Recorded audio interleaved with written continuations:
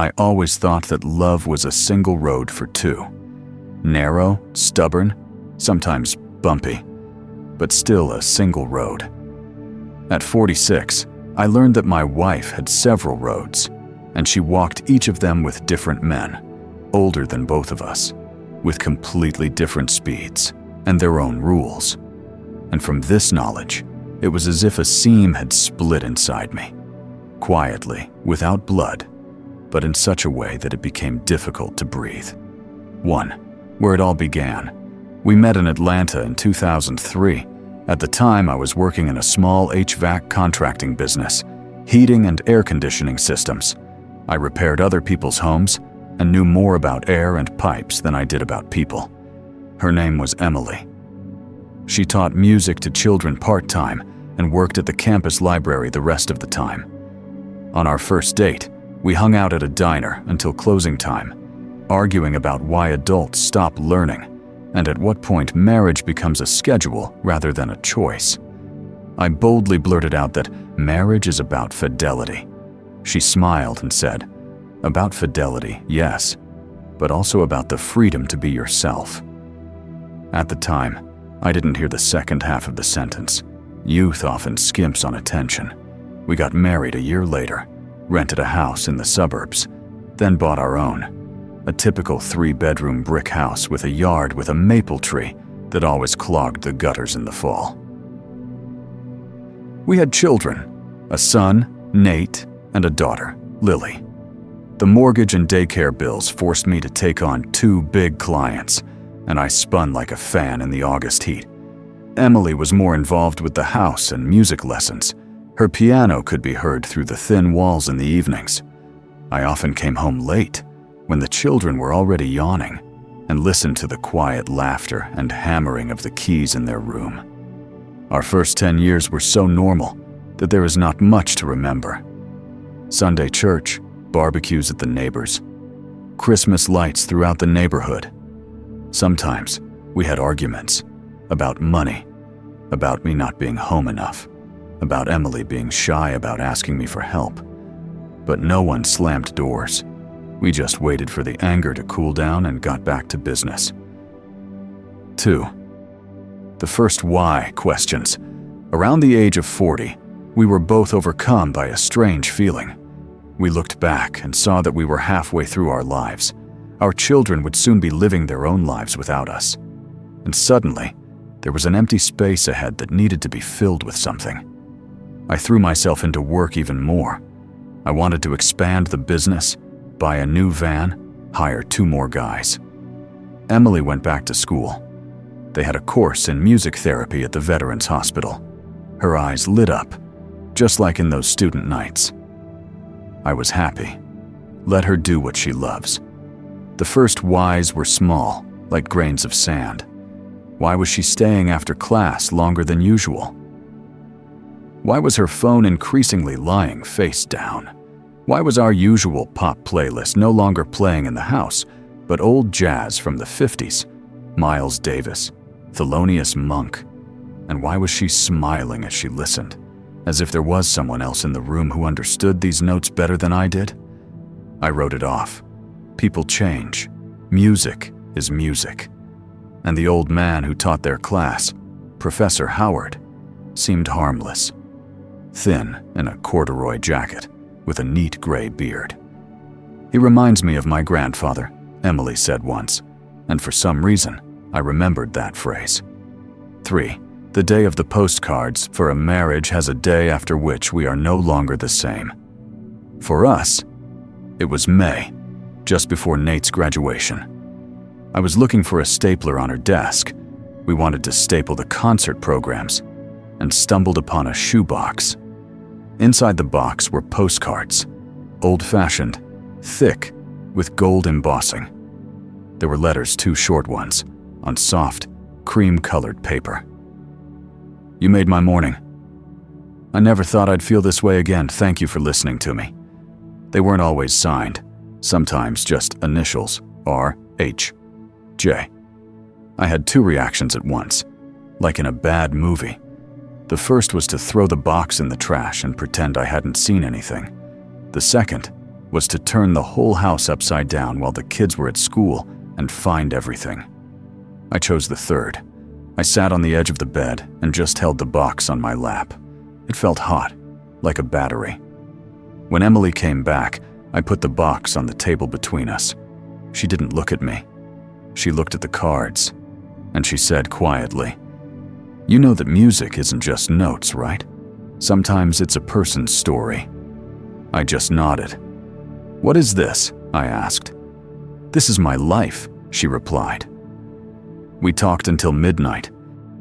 Emily said that lately she had been feeling confined in her role as Mark's wife. That's my name, by the way. Confined and lonely. That she was drawn to older people, not because they were richer or knew more, but because time flowed differently with them. That Professor Howard's wife had died 3 years ago, and they had a lot to talk about. Music, memory, how to live with loss. That there was another one, Raymond, a retired lawyer with tremors in his hands and a huge vinyl collection. And then there's Jacob, a Navy veteran who is learning to hold a spoon again and hasn't lost his sense of humor. And yes, it's like love, but in a different way. "You mean you love them?" I asked, feeling something inside me collapse. "In different ways," she repeated. "The older ones for their quiet joy. You for our life together. The children for being there. Love is not limited to one shelf." I sat in front of her, as if I had been transported to another country where my words meant nothing. 4. The word that infuriated me. In the 3rd week after postcard day, she suggested we see a family therapist. I thought she wanted to fix us. The office was cold, like a server room, and smelled of mint. The therapist, Mrs. Grant, a woman with eyes that could remain silent for a long time, suggested a word that would later infuriate me every time I heard it. Negative freedom. She said that Emily was not trying to take away my love, but to take away her own prohibition against feeling it for others. To take away the prohibition meant to gain freedom. "What about my freedom?" I asked. "In your choice," said the therapist. "You can accept the reality of her inner connections, or you can refuse to accept it. But it's important to understand that this is her reality. And it already exists. We agreed on the rules. She doesn't bring them into our home. She doesn't lie to me. If she meets someone, she tells me in advance. She doesn't hide her correspondence. She doesn't get physical." "That would be wrong," Emily said, and I clung to that phrase like a handrail on a shaky bus. At first, I tried to stick to the plan. My son was getting ready for graduation. I was doing business as best I could. And in the evenings, Lily and I watched old movies. Emily went to the hospital on Saturdays, sometimes to a cafe with the guys from her class. That's what she called them. She came back brighter than when she left. I sat on the porch and thought to myself, she said there was no physical contact. Words clothe people with meaning, like clothes. But sometimes the fabric tears. 5. Polton. I love American football, Nate, and I have our own ritual. Chips, 2 kinds of dip, and arguing about tactics. One of those evenings, Emily was late. She wrote, "We're going home after the concert. The professor forgot his scarf. An hour, 2 hours." I went outside into the cool February air. Her car was parked on the side of the road under a streetlight. I saw her rest her forehead on the steering wheel for about 10 seconds, then exhale and come inside. The smell in the room was soft and unfamiliar. Old wood smoke, like in stores that sell vinyl. She walked past me, kissed me on the top of my head, and said, "Are you awake, my grumpy one?" I didn't ask a single question then. The words were like sand in my throat. The next morning, I dropped Nate off at school and went to a job call. A client's basement system had broken down. The basement was bright and cold. I stood there with a flashlight and thought that I was doing the wrong job. fixing other people's pipes when everything was leaking at my house. I only mustered up the courage in the evening. We sat down in the kitchen and I asked, "Are you in love?" She was silent for a long time. "In love is a one-line word," she finally said. "But I have several. But yesterday there was a half tone. He touched my hand and said he was afraid of growing old alone. And She stopped. "Mark, I'm being as honest with you as I can. But I want to be honest with myself too. Half step. Here's another word I won't be able to bear later. A half step means not yet a step, but no longer standing still. In music, a half step determines whether a chord will be bright or dark. In marriage too. 6. Letter to my 20-year-old self. In March, I started writing.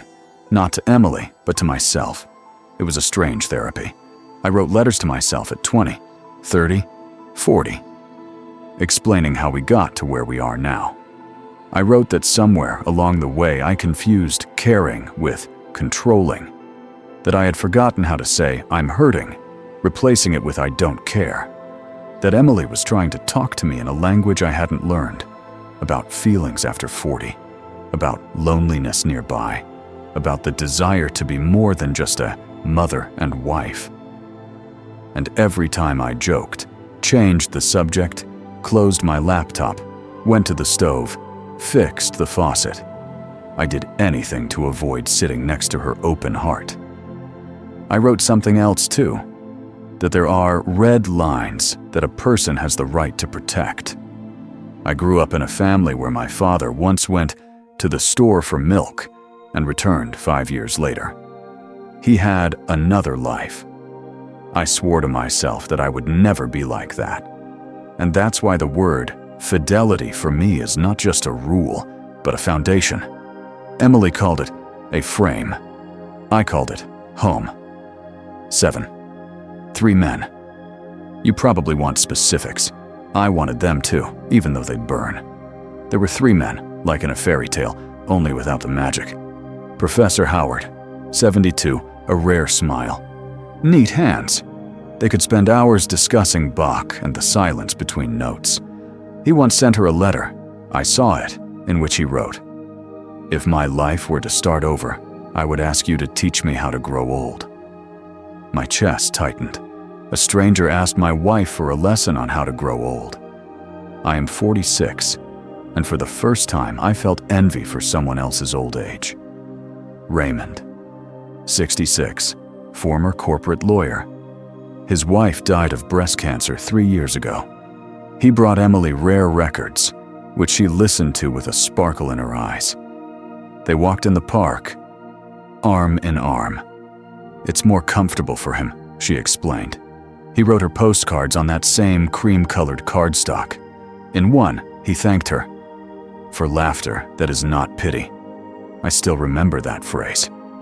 Jacob, 59, Navy veteran, stroke, relearned how to speak. They rehearsed simple songs with him, songs with more breath than words. He called her Miss M. She said that when Jacob laughed at his speech mistakes, it made her want to live. "He's braver than all of us," she said. "Why older?" I asked her. "Because with them, I don't have to be perfect. I can be confused in front of them," she replied. "They don't rush me to be young, beautiful, and capable of everything. With them, I can just sit and listen to the tea cool down." It wasn't about sex or money, and that made it even harder. 8. Reality check. In the summer, we had a family vacation on the South Carolina coast, a cottage by the sea, grilled fish, badminton in the yard. The children were growing up before our eyes. Nate was 18, Lily was 15. The first 2 days were business as usual. On the 3rd day, Emily said, "I need to take a package into town." I shrugged. "Go ahead." She came back 4 hours later, a different person. Smiling, composed, as if she had just come from an important meeting. I remembered how the therapist had talked about the reality test during the session. If you have doubts, ask directly. I took a deep breath and asked, "Have you been seeing someone?" She didn't lie. "Yes. Raymond. He was nearby, visiting friends. We had coffee." "Did you kiss?" "No." "Did you hold hands?" "Yes." "Why?" She searched for words for a long time. "To confirm that I'm alive, that I can be more than just a wife and mother. That I still bring joy to someone just by being there." I heard her, and something old and evil rustled inside me. "And what about me? Who am I to you?" "You are my home," she said. She said it in such a way that I believed her, and at the same time went berserk. Home is good, but a home wants to be lived in. 9. The collapse of agreements. September. Nate left for college. Lily immersed herself in dancing and her podcasts. The house became quieter. One Friday, I went to a client in Decatur. Their pipe had burst. It was urgent. I came back late. Emily wasn't there. I called. She didn't answer right away. "Where are you?" "At a cafe, with the guys." "Which guys?" "Howard is here, and 2 others from the hospital." We agreed. "I remember. I'll be home soon." Her soon stretched into midnight. I met her at the door. She stood in the doorway and looked at me with a weariness that I had only seen before in myself in the mirror after hard shifts. "Mark, I'm not trying to destroy you, but I can't be any other way. I know how to love people. It can't be turned off." I took a step toward her. "And I know how to build a home, and I no longer know who to have in it." We were silent. The night was long.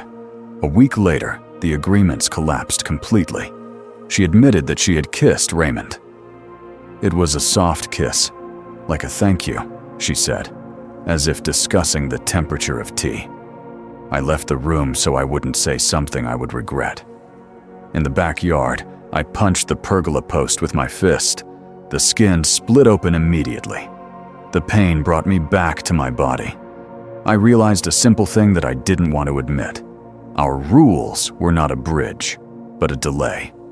We both knew where we were going. We were just afraid to say it. 10. 2 chairs. Mrs. Grant placed 2 chairs in the therapy room. On one is your value, loyalty, and exclusive love. On the other is the reality in which Emily has feelings for others. You don't have to sit on the second chair. You can stay on the first. But you have to stop standing between them. It's cold there, and there's a draft. I looked at those 2 chairs and felt like a schoolboy before an exam he hadn't prepared for. I chose the first one. I said aloud, "I need monogamy. I can't do it any other way. If you can't, then we need to part ways." Emily nodded, and her face showed both relief and pain. "I knew you would say that," she whispered, and I still hoped. We didn't argue. We wrote a list of things to do: the house, the bills, Nate's college, the car, the dog, the piano, the books.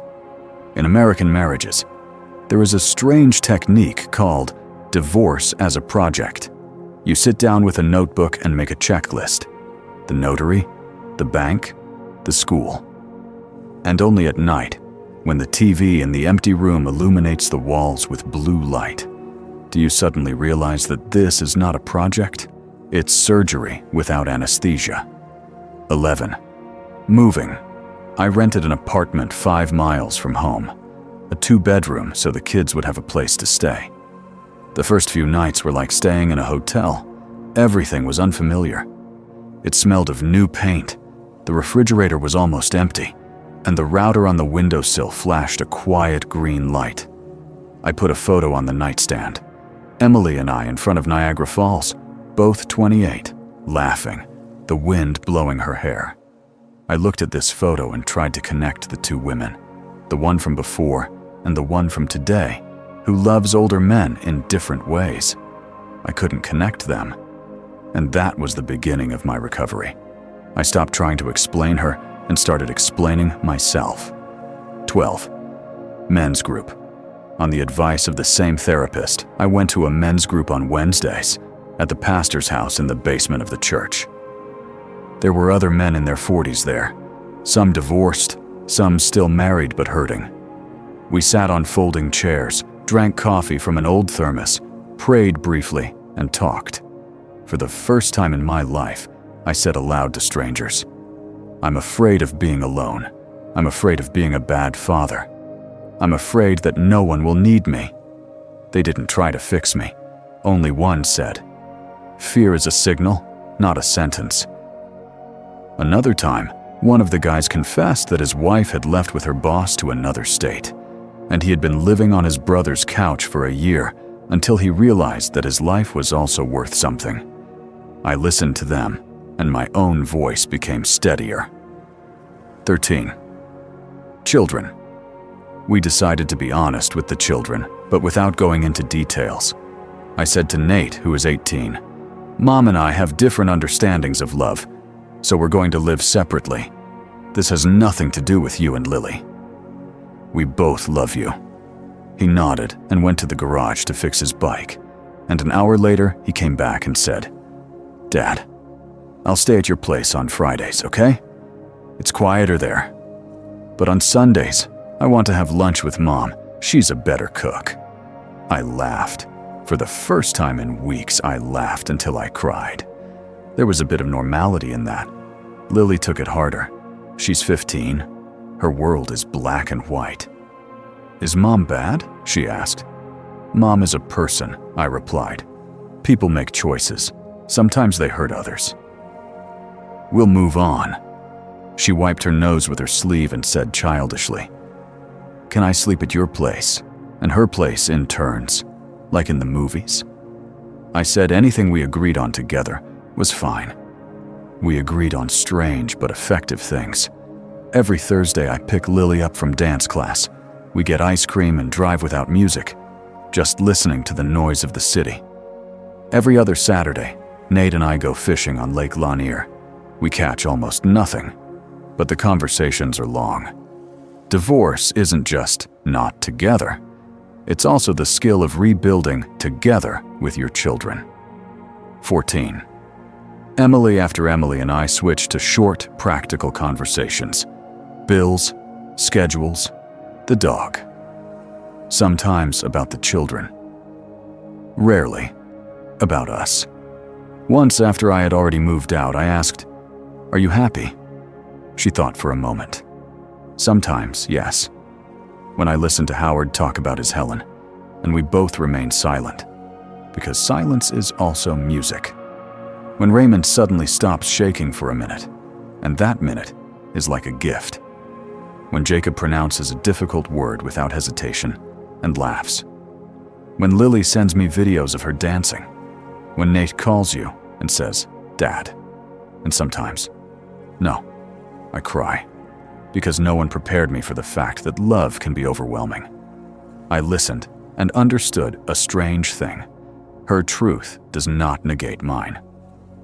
And mine does not negate hers. We just live in parallel planes now. 15. More work than air business pulled me out. I took on 2 more contracts, switched to a commercial property maintenance system, and hired a guy named Terrence, a former electrician with golden hands. I started waking up at 5:30 a.m., not because I wanted to, but because it was easier to get through the morning silence that way. I filled the loneliness not with food, but with tasks. Draw up an estimate, go shopping, replace the compressor, call back 3 clients. Some days I fell asleep in my car in the parking lot, my forehead pressed against the steering wheel, just like Emily used to. I understood her look, the look of a person who has arrived in their own life and is afraid to leave it. At the end of autumn, I caught myself no longer checking her social media. It was a small victory, like when you quit a bad habit and suddenly realize that the day has passed without the urge. I stopped looking at that chair. My chair, the one representing loyalty, turned out to be not a stone slab, but a warm bench. You can sit on it, get up, sit down again. But it's my bench. 16. And yet the pain returns. Mater is a difficult time for air conditioners and hearts. Emily's father died in January. We stood next to each other at the funeral. I held her elbow, just as she once held Raymond's. She cried on my shoulder, so sincerely that I forgot everything for a moment. We drove home in the same car, with the children.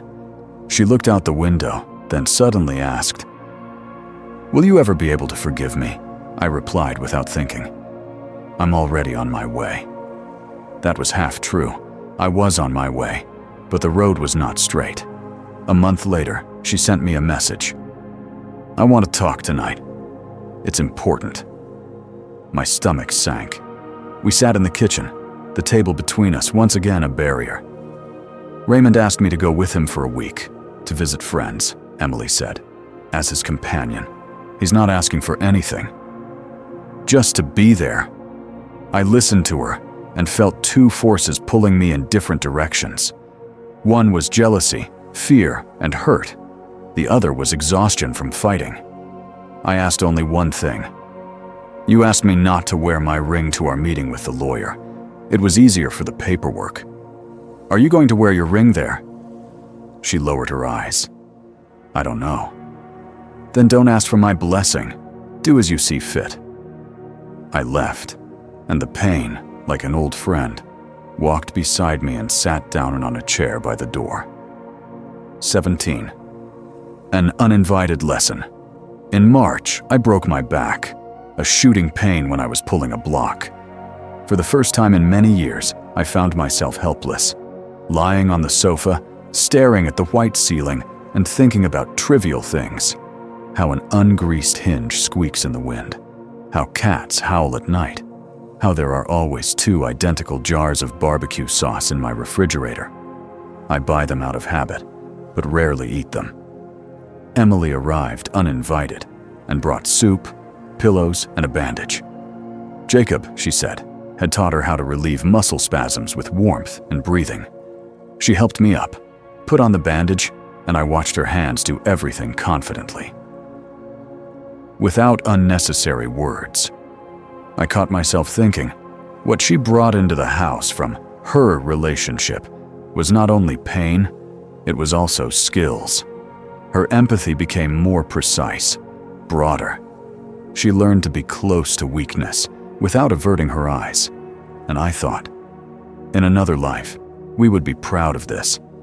In this one, it is a reason for silence. 18. A conversation that happened at the right time. In the spring, we sat in the park, on the very bench where I had once tried to swallow the phrase, "I love them differently." The first leaves appeared on the trees. Emily said, "I don't want to take away your feeling that you were chosen. If you ever meet someone who loves you the way you need to be loved, I'll be happy for you." I smiled. "Are you blessing me to date now?" "No, I'm blessing you to be honest with yourself," she replied. I was silent for a long time. "I don't want to date just to fill the void. I want to live through this emptiness," I said, "so that it stops scaring me.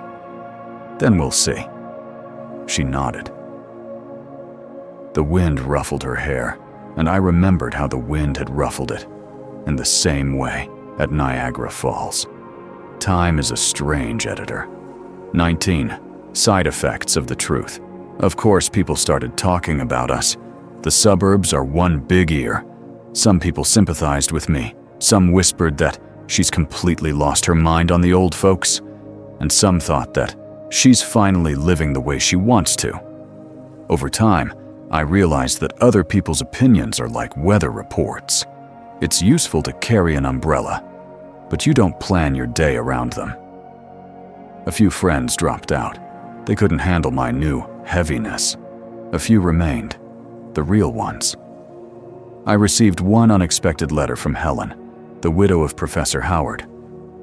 "Mark," she wrote, "I saw you and Emily at the concert and felt your pain in my skin. I've been through it myself from the other side. Believe me, Not all love that is not for you is directed against you. Sometimes it just doesn't fit into our usual forms. That's no consolation, I know. It's a map of another world. I didn't reply, couldn't for a long time. Then I wrote briefly, "Thank you for seeing me, and not just your side." The letter flew away like a ball over a fence. 20. The conclusions I came to by July, a year after postcard day. Emily and I had signed a settlement agreement. We divided the house. She stayed. I bought myself a small townhouse closer to work. Financially, everything worked out fairly. My accountant said, "It's rare for a divorce to go so smoothly." I smiled. It's not peaceful inside. But on paper, yes. The hardest part was letting go of the "we always" story. I sold some of the tools that reminded me of the repairs we did together in our house and bought new ones. Now, for one set of hands. I stopped looking for her car in the shopping center parking lot. I caught myself listening to jazz, not because she loved it with them, but because I finally wanted to hear the silence between the notes and understand that it also has meaning. 21. The ending that wasn't in my script. The ending came not with drama, but on a quiet morning. Lily was preparing for a performance and asked us both to come. We sat in the hall 2 rows apart. She played on stage, something light with pauses for breath. I looked at my daughter and suddenly understood clearly. My life wasn't over. It had changed genre. It had been a family drama, and now it was a coming-of-age story for the over 40s. And this genre has its own discoveries. After the concert, we went outside. Emily came up and said, "I'm grateful to you for not turning my choice into a war, for continuing to be a father." For the first time, I was able to answer without hesitation. "And I am grateful that you didn't lie. Lying would have destroyed me faster." We stood there like people who had walked different paths through the same gorge. Not friends, not enemies, parents and former spouses who still have one thing in common: their children. 22. A few simple truths I've learned. I don't like moralizing, but if you've read this far, you might find what saved me useful. Fidelity is not a cage, but my personal choice. I could have shouted. I could have forced reality to fit my rules, and I would still have lost. I chose to be true to myself, accepting that it meant separation. Honesty hurts more than lies, but it heals faster.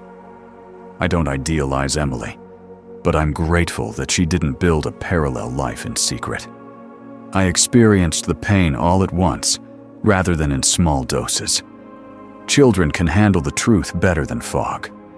We told them exactly what they needed to know to be safe. No drama. They love us both, and that's what matters. Don't be afraid of loneliness like a room without windows. It turns out there is a door, but it only opens from the inside. A schedule, manual labor. And men you can be silent with help a lot. Love is not always about being together. It's also about not destroying. I didn't make the best choice possible. I made my choice, and that's enough to live on. 23. Epilogue. Sometimes I imagine where we'll be in 5 or 10 years. Maybe Emily will be living with one of them. I don't know. Maybe she'll stay single and teach music to new people, and she'll have dozens of quiet, deep connections, the kind she likes. Maybe I'll meet a woman for whom one road is not a limitation, but a joy. Or maybe I'll stay single, and it won't be a sentence, but a conscious way of life. I recently replaced an old HVAC system in a cafe. The owner, John, a gray-haired man with hands that show the years he has lived, asked how I was doing. I said, "I'm learning to live again." He nodded. At 40? It's about time. We both laughed, and there was a lot of air in that laughter. I often return to that first phrase of Emily's. Marriage is about fidelity. but also about the freedom to be yourself. Today I would answer differently than I did then, in the diner. Freedom is not what we take from another. It is what we leave them when we choose our own. And in this formula, there is pain, there is hope, and there is my new life. Postscript, for those who want specifics. If I were to write a checklist for a man my age who found himself in a similar situation anywhere in the US, in Atlanta, Phoenix, or Columbus, it would be this. Don't believe the words, "It will all pass." Nothing passes by itself if you remain silent. Say out loud what you want from love, not from your partner, from love. For me, it was monogamy. For someone else, it might be something else. But you need to speak honestly. Go to a therapist not to change her mind, but to understand where your seat is and why you're sitting in it. Take care of your work and your health. Routine, water, sleep. These are your anesthesia and your capital. Don't turn your children into judges. They are children. It's more important for them to know that their world won't collapse. Remember that older does not mean worse or better. It's a different speed. But if this speed hurts you, you can get off the train. Forgive as much as you can, but not at the expense of yourself. Forgiveness is a bridge from you to yourself, not to another person. That's all. If you've read this far, thank you. I didn't write this to win an argument about love. I wrote it so that I wouldn't forget myself at the turn where the road suddenly split into several. Mine is still one, and there is enough room on it to breathe.